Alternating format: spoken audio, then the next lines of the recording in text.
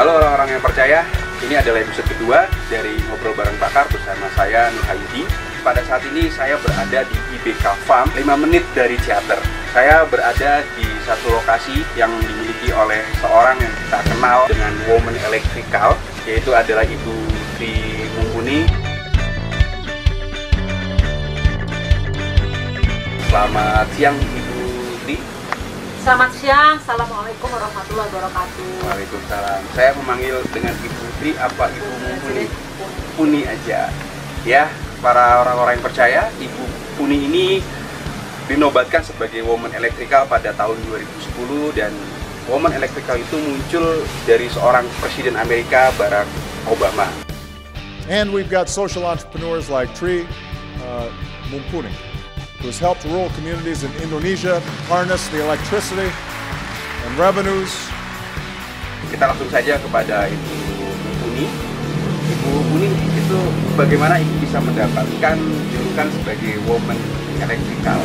Mungkin electrical woman kali ya, jadi perempuan listrik. Saya juga nggak tahu siapa yang memberikan itu, karena IBK itu sebetulnya sebuah lembaga yang bergerak di bidang pemberdayaan masyarakat desa. Nah, kita melihat bahwa implementasi listrik, ya, pembangkit listrik dengan sumber air.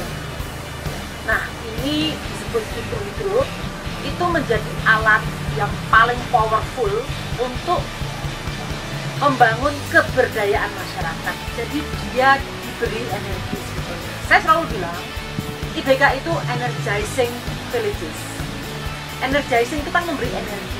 Ada dua makna yang penting di situ, memberi energi literally, memberi energi itu listrik, dan yang kedua memberi energi kemanusiaan. Energi kemanusiaan seperti apa? Ya orang desa itu harusnya gitu ya, koneksikan dengan alamnya yang sangat kaya raya karena itu anugerah Allah, sehingga mereka mampu memanfaatkan alam yang ada di sekitar mereka untuk memakmurkan kehidupan mereka, untuk mensejahterakan kehidupan mereka.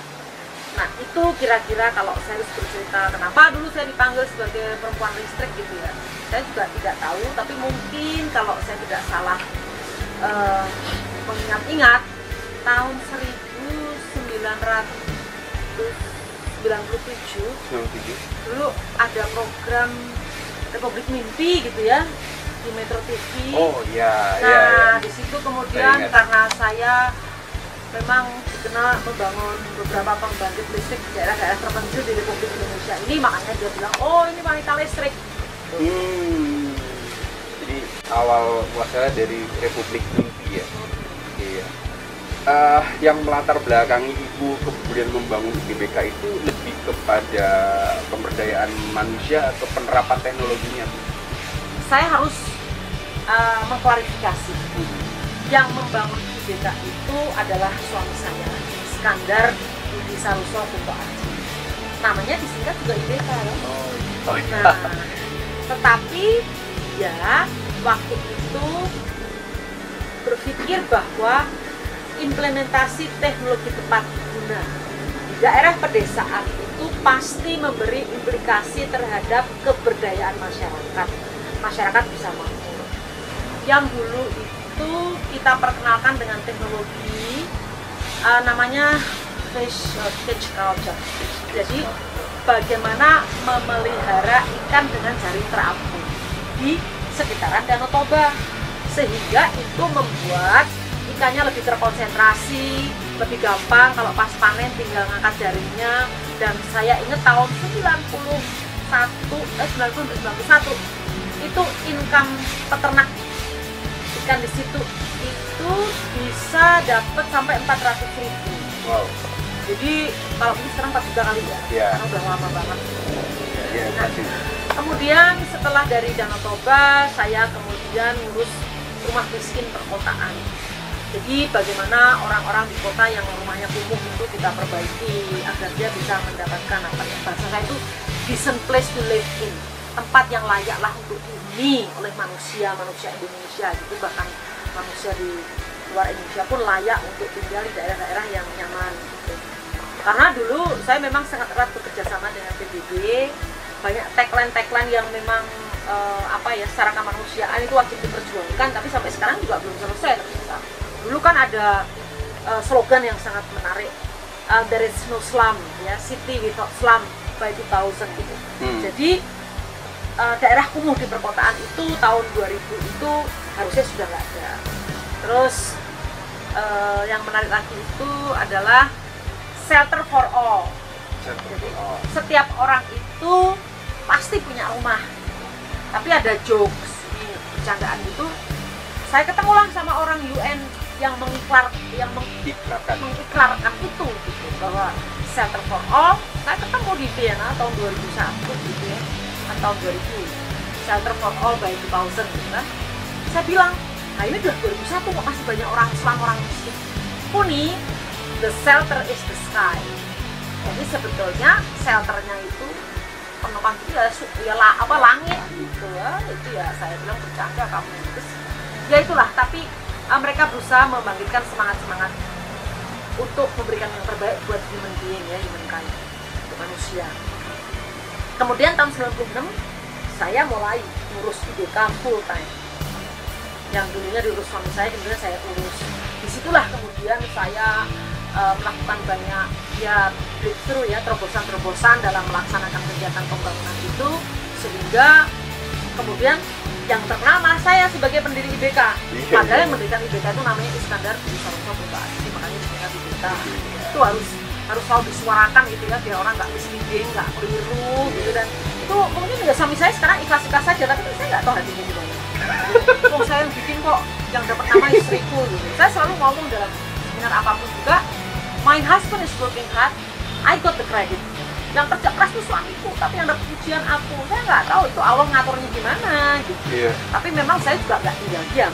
Saya juga bekerja untuk bagaimana agar mikrohidro itu bisa dijadikan sebagai alat pemberdayaan, bisa dijadikan sebagai terobosan untuk melistriki orang-orang atau penduduk Indonesia yang tinggal di daerah sangat terpencil, yang selama ini ditengok pun tidak sama pemerintah, tapi kemudian kita suarakan terus-menerus. Bahkan sekarang sudah banyak sekali orang-orang yang ikut mengerjakan mikrohidro. Buat saya itu bagus. Tapi apakah cara mengerjakan dia berbasis masyarakat atau hanya untuk komersial mendapatkan uang, itu urusan lain lagi. Karena mimpi kita adalah pembangunan listrik itu harus berbasis masyarakat, artinya memberdayakan masyarakat, sehingga ini yang namanya mikrohidro itu betul-betul bisa dipakai sebagai alat untuk memakmurkan rakyat Indonesia, menikmati listrik dengan memanfaatkan sumber daya lokal yang ada di desanya. Dengan cara itu mereka bisa dapat income dan lain-lain. Kira-kira itu. Panjang ya. Luar biasa, Bu. Saya melihat tadi ada nilai kemanusiaan, padahal Ibu punya kesempatan untuk memikirkan diri sendiri ya. Kenapa Ibu memikirkan atau punya nilai memandang bahwasannya manusia itu ya perlu dimanusiakan gitu?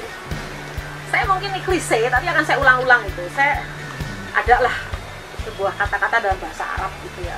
Khairun nas anfa'uhum linnas gitu ya. Sebaik-baik manusia itu kalau dia bermanfaat buat orang lain. Buat saya itu sebuah nilai yang embedded gitu, yang harus betul-betul menyatu dalam diri saya gitu. Karena saya dibesarkan juga oleh keluarga yang saya lihat sendiri, ibu saya dari saya kelas 4 SD ya, itu sudah berbuat banyak untuk masyarakat. Dan saya merasakan kebahagiaan ibu saya itu luar biasa gitu. Terus ngapain dia hidup aneh-aneh? Kalau ngurusi diri sendiri, self-centric gitu ya, nggak akan pernah selesai. Tapi kebahagiaan itu justru kalau menurut saya pada saat kita melihat orang lain bahagia. Kenapa? Karena ternyata hidupku ada manfaatnya buat orang lain. Saya yakin semakin kita mampu membuat orang lain bahagia, itu sebetulnya reflecting ourselves. Sebetulnya itu kan kebahagiaan yang kita cari. Kalau kita bisa membahagiakan orang lain. Jadi jangan terus bangga, wah saya bisa mengentaskan dia dari kemiskinan. No. Sebetulnya kamu juga mengentaskan dirimu sendiri dari rasa tidak bahagia karena kamu selama ini hidup hanya mementingkan diri sendiri gitu. Jadi keyakinan saya itu kayak cermin. Semakin banyak orang bahagia itu sebetulnya itu kebahagiaan untuk kita. Jadi kalau kita bicara tabungan, orang bilang, oh tabunganku 1M, 2M, 5M. Buat saya itu bukan tabungan. Tabunganmu adalah berapa besar uang yang kau punyai bisa dipakai untuk memakmurkan orang lain, mengentaskan orang dari kemiskinan, bisa menyekolahkan anak-anak, bisa membahagiakan orang banyak dengan harta yang kau punya. itu kebahagiaan yang hakiki gitu. Terus terang kadang-kadang berpikir gitu loh, kalau uang itu punya expired date, tahu ya? Jadi ada tenggang waktunya. Kalau uangmu tidak kau pakai dalam 6 bulan, uang itu expired, nggak laku gitu ya. Anda bisa bayangkan apa yang dilakukan oleh Bill Gates. Maksud dia mau bangun villa setiap hari, setiap bulan juga nggak bisa gitu loh. Jadi jadi tadi ada kadang-kadang saya juga bingung ya, orang yang meninggal itu dia meninggalkan uang triliunan gitu, padahal waktu dia hidup kalau uang triliunan itu dia manfaatkan, wah itu sudah berapa orang termakmurkan, terus berapa orang yang juga bisa hidup lebih baik, negeri lebih baik. Kalau negeri lebih baik, lingkungan juga terjaga, karena pada prinsipnya semakin tinggi tingkat hidup manusia, semakin dia punya kesadaran yang bagus dan pendidikan meningkat, dia juga akan menjaga alam, sehingga semuanya terjaga lah. Ekonomi terjaga, sosial terjaga, alam juga terjaga ya, semua jadi lebih baik gitu. Tapi ya saya harap sih mudah-mudahan orang semakin sadar bahwa semakin besar uang yang kau punya, itu sebetulnya kamu ditutupi oleh Gusti Allah gitu ya. Harusnya kau gunakan untuk lebih spektakuler lagi gitu. Uang saya kan juga nggak banyak. Definisi energi itu apa sih menurut Ibu? Energi itu kan sesuatu hal yang tidak bisa diciptakan dan tidak bisa dihilang. Makanya ada ilmu kesetimbangan. Nah, kalau saya harus berpikir dari energi saja, itu Allah nyuruh manusia mikir yang nggak balance, itu pasti menimbulkan konflik sosial. Oke, konflik sosial oke. Kerusakan alam pasti ya. Ketidakbahagiaan itu pasti muncul, penyakit yang luar biasa pasti muncul. COVID ini, sekarang ini relevan untuk ngomong COVID ya, karena memang masa pandemi. Terjadi juga karena menurut saya tidak ada keseimbangan yang dilakukan oleh manusia dalam hal apa? Menaruh dirinya in the center of life gitu ya. Jadi kalau ada pusat kehidupan, manusia itu tidak menciptakan keseimbangan di situ, tapi justru malah entropinya itu semakin gede. Saya ambil contoh ya. Ini saya ngobrol dengan teman-teman yang kebetulan dia vegan. Vegan itu dia even dari food aja dia nggak makan. Dia nggak hanya makan daging, tapi dia susu, telur pun dia nggak makan. Dia bilang hewan itu punya kerajaan, tanaman ini punya kerajaan. Jadi alam ini isinya kerajaan-kerajaan. Itu manusia juga punya kerajaan manusia sendiri. Jadi universe ini kan kompleks. Ada manusianya, ada binatangnya, ada tumbuh-tumbuhan dan sebagainya. Atas hak apa manusia bisa membunuh binatang dengan sadis? Kalau di Al-Quran memang Allah menyediakan hewan ini untuk dimakan. Oke. Tapi ini kan dengan cara yang benar. Di Cina itu ada anjing yang cara nggak tahu apa yang diperlukan dari itu, saya udah lupa agak lama. Tapi cara membunuh anjing itu kepalaku penting ya, jadi anjing lewat kepalanya langsung pakai besi, main berdarah, main blood, banyak sekali. Ternyata yang diambil mungkin kulitnya. Jadi hal-hal yang Allah itu sudah menyediakan yang terbaik, membunuhnya pun dengan Bismillahi Allahu Akbar. Artinya kan sudah diatur caranya sebaik mungkin binatang itu langsung masuk surga karena dikonsumsi oleh kita. Tapi berapa buahnya ya yang dibunuh at what different cost, yang ngawur gitu. Menurut saya sih hanya untuk memenuhi nafsu manusia yang fantasi, gila itu diikuti gitu. Karena mereka punya fantasi yang luar biasa, tapi sering fantasinya ngawur. Terus yang sederhana juga, atas hak apa kita merusak habitat hewan? Ya. Yang kelihatan aja, kita melihat hutan dirusak sehingga orang hutan itu kehilangan habitatnya, gajah kehilangan habitatnya, macan kehilangan habitatnya, harimau segala macam ya. Itu semua gradually itu karena ada kerusakan masif yang dibuat oleh manusia. Ini kita tuh sebagai khalifah harusnya menjaga apa yang diciptakan Allah, tapi kalau kita merusak, terus tanaman juga rusak, sehingga segala macam di universe ini rusak, jadi nggak balance. Mungkin aku juga nggak tahu, ini yang ngomong orang yang vegan, ya. COVID itu salah satu cara mereka balas dendam, ini bahasa mereka itu. Sehingga apa sih hewan yang kecil yang kau tidak bisa melihat dengan matamu aja, dunia ini udah kacau balau seperti sekarang. Keseimbangan. Terjadi keseimbangan, ya. Terus yang lebih menarik lagi juga harus kita dalami gitu buat saya gitu ya. Manusia itu kan diberi ya resources yang saya yakin cukup untuk memenuhi kebutuhan seluruh umat manusia di dunia. Tapi Gandhi bilang tidak cukup untuk memberi satu keserakahan umat manusia. Nah juga gitu loh. Ya makanya kalau kita sekarang banyak bencana alam kiri kanan itu harusnya pemimpin mulai sadar bahwa ini kondisi dunia udah chaos. Dan Indonesia juga mengalami hal yang sama kalau kita sadar. Ya. Chaos jangan diartikan terus sadaran orang buang, demo, bakar-bakaran, enggak.